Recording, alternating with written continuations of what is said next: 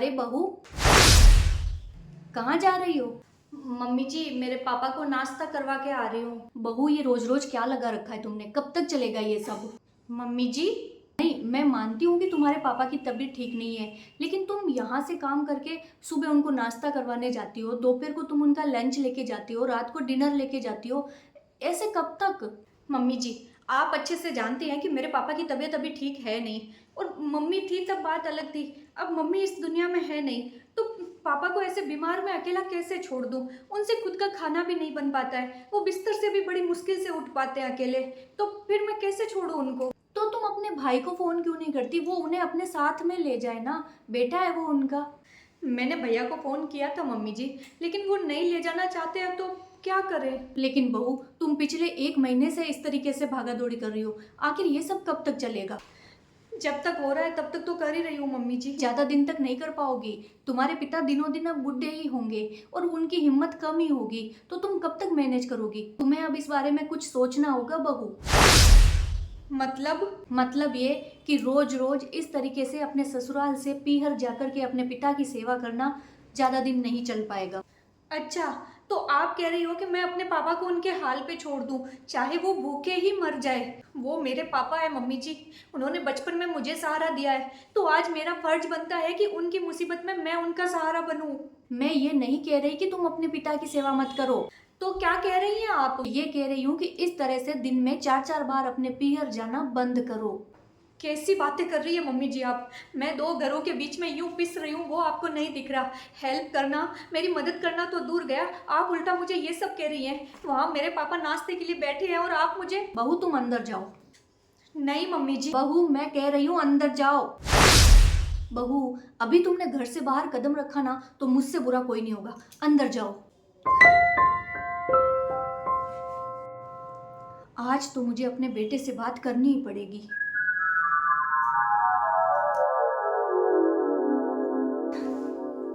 कितनी मजबूर हो जाती है ना एक बेटी शादी के बाद में, कि चाहकर भी अपने माता पिता के लिए कुछ नहीं कर पाती है। बाबूजी। हेलो। अरे बिट्टो, कब आएगी बेटा? वो थोड़ा सा लेट हो गया बाबूजी। कोई बात नहीं बेटा, वो बस दवाई का टाइम हो गया था और भूखे पेट लेनी हाँ, नहीं थी। मैं आती हूँ बाबूजी, बस अभी थोड़ी देर में आती हूँ, है ना? हाँ, जाना तो पड़ेगा, लेकिन कैसे, क्या करूँ?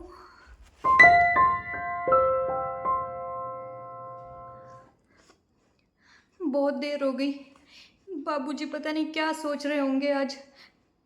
अब नहीं रुक सकती, जाना ही पड़ेगा। मम्मी जी, आप चाहे कुछ भी कर लीजिए, मैं अपने पापा को नाश्ता करवा के आऊँगी, और अगर आप नहीं चाहती कि मैं यहाँ वापस आऊँ तो उनके ठीक होने तक मैं वहीं पर रुक जाऊँगी, लेकिन मैं उन्हें इस हाल में अकेला नहीं छोड़ सकती। मेरी बात तो सुनो।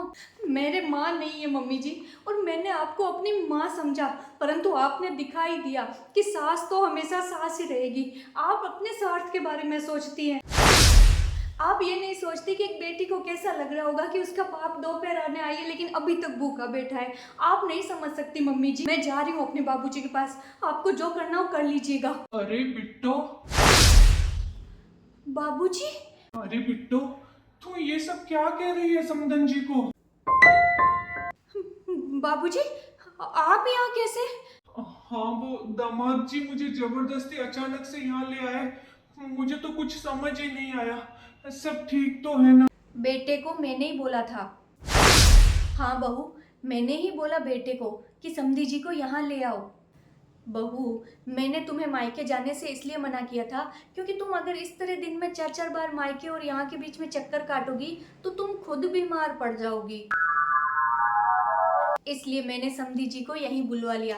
जब तक ये पूरी तरह से ठीक नहीं हो जाते, ये यहीं पे रहेंगे हमारे साथ।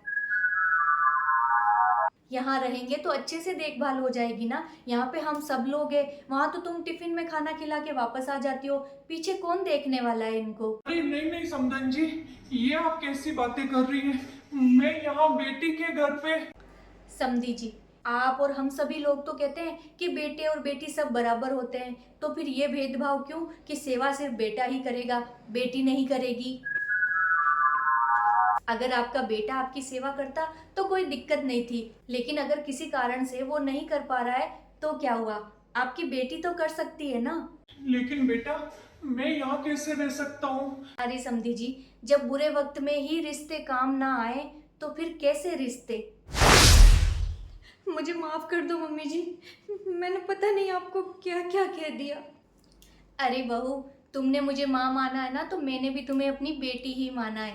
लेकिन अरे समधी जी, अब आप लेकिन वेकिन कुछ मत कीजिए। अभी आपकी बेटी के ससुर जी मंदिर से आते ही होंगे, वो तो बड़े खुश होंगे, उनको एक दोस्त मिल गया बातें करने के लिए। बहू, अब तुम अपने पिता की अच्छे से देखभाल कर पाओगी, और साथ ही साथ बेटा भी है तुम्हारी हेल्प के लिए। समधन जी, जिस दिन बेटी को आपके जैसा ऐसा ससुराल मिलने लग जाएगा, उस दिन लड़कियों को बोझ नहीं मानेंगे लोग।